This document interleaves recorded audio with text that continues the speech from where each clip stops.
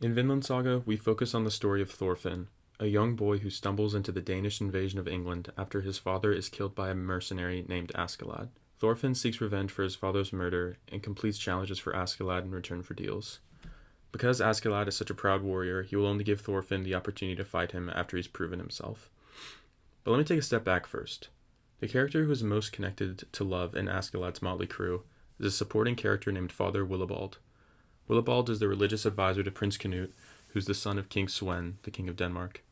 Willibald drinks constantly and rarely performs Christian acts. However, Willibald is fascinated with the idea of love. On one occasion, Willibald asks the other mercenaries if they know of the love he seeks. The mercenary brothers describe their camaraderie and protection of each other in battle as love. When Willibald is done listening, he asks them, "But if it was me on the battlefield, would you stand at my back and protect me?" The mercenaries gawk and reply, "No, why would I?" And Willibald replies, "Hence it is not the same." While Willibald doesn't articulate it very well, he's looking for unconditional love. Someone who will love him simply because he is human. But William, you're probably thinking, don't the two comrades still love each other since they would protect each other even if it leads to their own death? And yes, by our modern connotation of love, they love each other. And I'm really glad you're engaged in the video, so thank you. But Willibald has a much different explanation for this.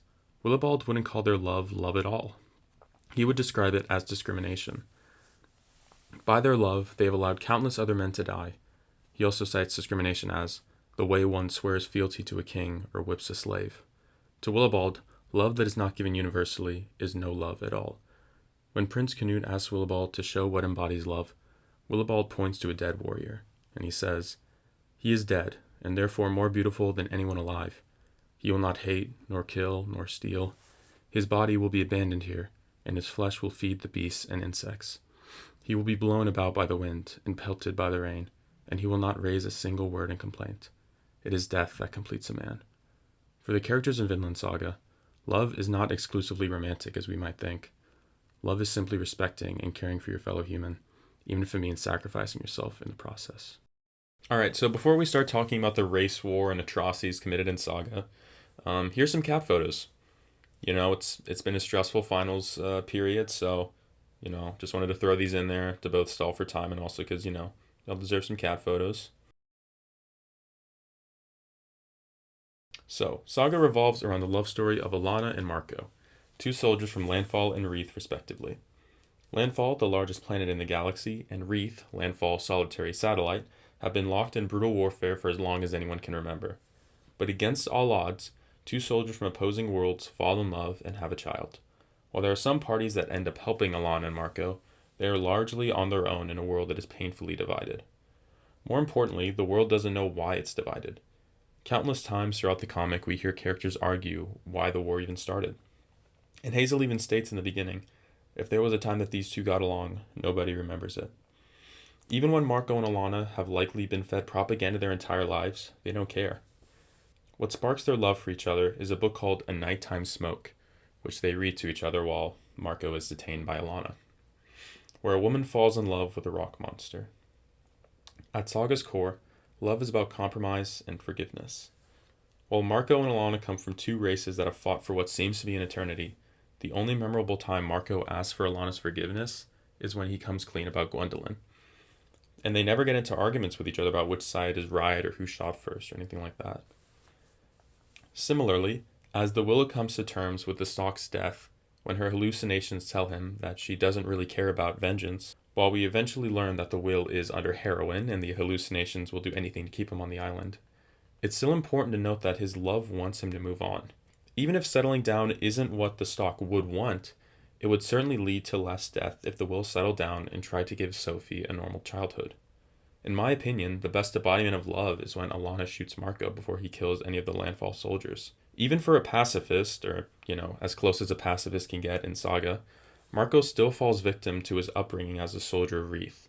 And the only thing that can keep him from unleashing his full wrath on soldiers he's been raised to hate is love from Alana. The main inspiration for me to write about this topic was when I read this panel. It was right after we'd read Saga, and while I found it humorous that the current comics I was geeking out over were Saga of the Swamp, Saga, and Vinland Saga, I found it equally interesting that the latter two utilize swords for symbolic purposes. more specifically in two stories revolving around war and love. And even more specifically, that two father figures emerged who were extremely powerful badasses, and they eventually transcend the use for violence and denounce killing altogether. But what ultimately caused them to abandon the use of violence? For both, it's the start of a family and the trauma of war. Marco renounces the sword, saying, "When a man carries an instrument of violence, he'll always find the justification to use it." Even after he uses the sword, he regrets it, stating, "Violence is stupid. Even as a last resort, it only begets more of the same."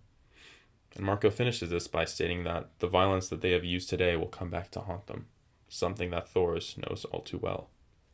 Before Thors was the father of Thorfinn and the reliable leader of Vinland, he was Thors the Troll.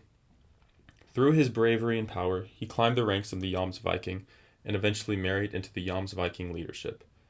But after the birth of his first child, Ylva, Thors began to change. He began to hate violence more and more, and this led to him faking his own death so he could escape the life of raiding and killing. But when King Sven needed men for the invasion of England, the Jomsviking came to Vinland. And much to his chagrin, Thor is obliged to go off and fight to protect the members of the village. As Thor ventures to England, he is ambushed by Askeladd and his men. Even when Thor is completely outnumbered and against trained mercenaries, he still seeks a peaceful resolution. Thor only uses his sword when there is no other option, and even then he admits that it's only because he is imperfect. Ultimately, Thor falls because Askeladd doesn't truly acknowledge the terms of the duel and kills Thor. But why doesn't Thor kill Askeladd? Thor knows that his men will be safer and still have the leadership under him if he kills him. It's as Marco says, violence will only cause more violence. Thor is tired of violence, and while he tries to be the true warrior, he knows he can't do it. His one hope is his son Thorfinn. If Thorfinn can live a life without being haunted by violence, that is Thor's vision of love. And I think Marco would agree with that.